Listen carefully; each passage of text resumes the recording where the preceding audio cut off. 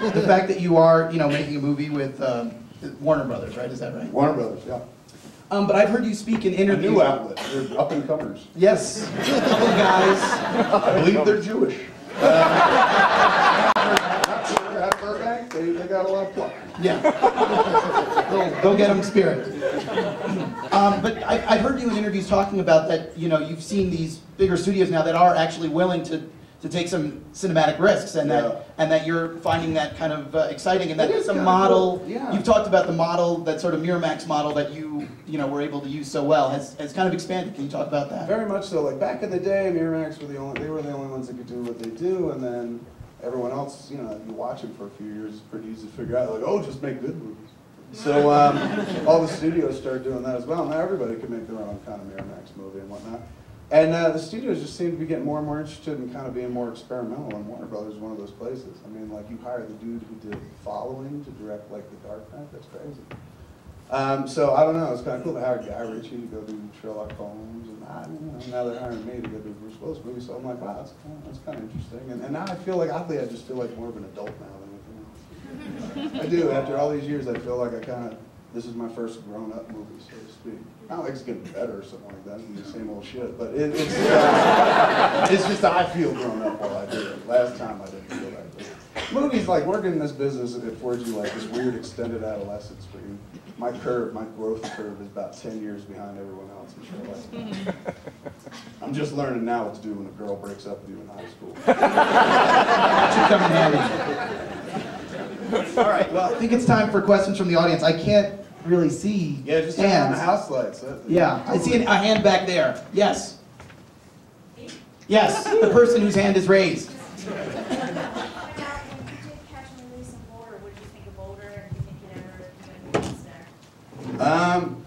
No, I would never do a movie there because you can't fucking breathe here. But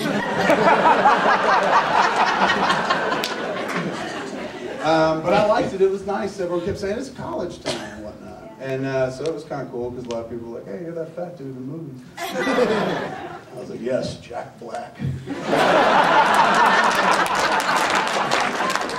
But I liked it. I liked it quite a bit. I like Colorado. Colorado's all right fun, but you guys gave us the Devils, for heaven's sake. Originally, and then he stole a cup from us with the Avalanche, so then I hated Colorado. I had mixed feelings about Colorado. Yeah, well, I like it though, very much. Do you? God, I hope so. Somebody some free fucking food. Right there, yeah. What's that? Just wondering, speaking of your earlier films and the subject matter that you wanted to tackle and moving on, is there now something at this point in your career, is there another subject matter that you want to tackle? Yes. The inability to do that which you think you're cut out for. That's isn't that boring? I'm sorry, let me hold on. And then I suck the cock.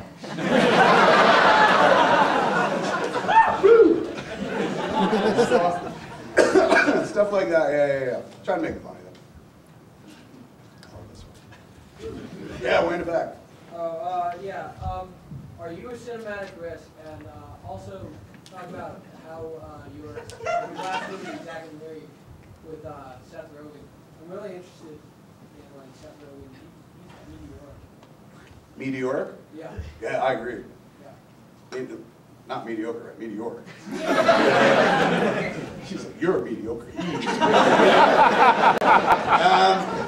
Wait, what was the first question? I like Seth a lot. What was the first question? Cinematic risk, like.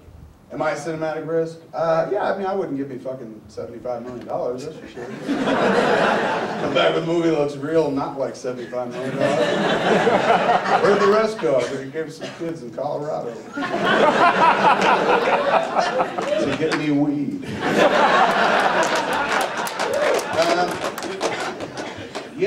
So in as much as I don't like to, I can't tell a mainstream story to save my fucking life, to be honest with you.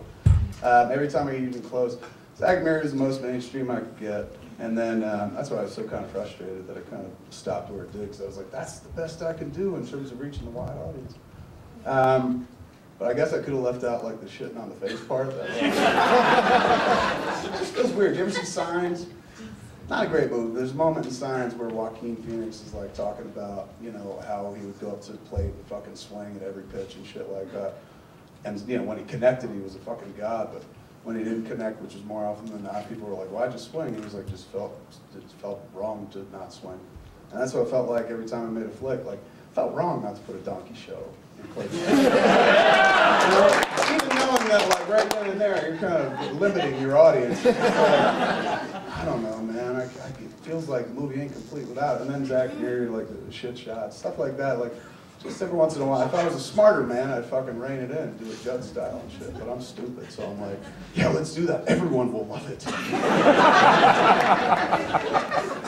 Seth's a great guy. There's nothing the dude can't do. I went and sat through Monsters vs. Aliens, and I was like, fuck, this dude's a genius, man. I love him. He's great. He's fantastic. I've worked with him again, Mark.